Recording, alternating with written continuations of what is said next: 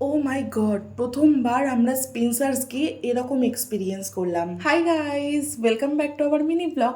তো ঘরের টুকিটাকি কিছু কেনাকাটা করার দরকার ছিল, সেই জন্য সন্ধেবেলা আমি আর বাবাই চলে যাচ্ছিলাম স্টার মলের যে স্পেন্সার্সটা রয়েছে সেখানে। পৌঁছানোর পর দেখি স্টার মলটা খুব সুন্দর করে ডেকোরেট করেছে, যেহেতু ভ্যালেন্টাইন উইক চলছিল সেই জন্য। তারপর ওখান থেকে সোজা স্পেন্সার্সে ঢুকে যেই জিনিসগুলো আমাদের দরকার ছিল সেইগুলোই একটা একটা করে নিতে থাকি। আর এখানে নিতে এসেই প্রথমে মাস্টার্ড অয়েল নিচ্ছিলাম।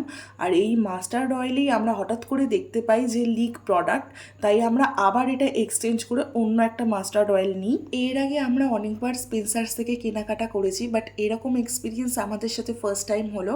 অ্যাকচুয়ালি তেলটা নেওয়ার পর তারপরে দেখতে পাই তেলটার প্যাকেটে একটা ছোট্ট লিক আছে যেখান থেকে লিকুইডটা বেরাচ্ছে।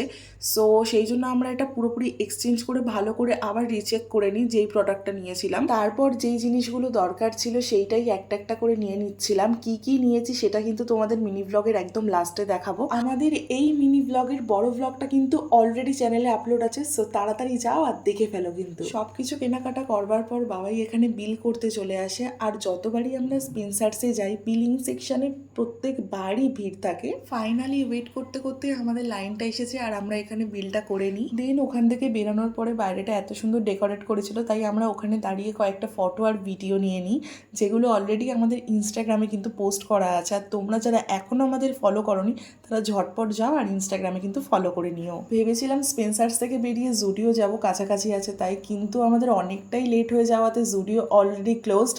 আর বাড়ি ফেরার পথে আবার কিছু জিনিস মনে পড়ে যায়, তাই পাড়ার দোকান থেকে নিয়ে সোজা বাড়ি চলে আসি।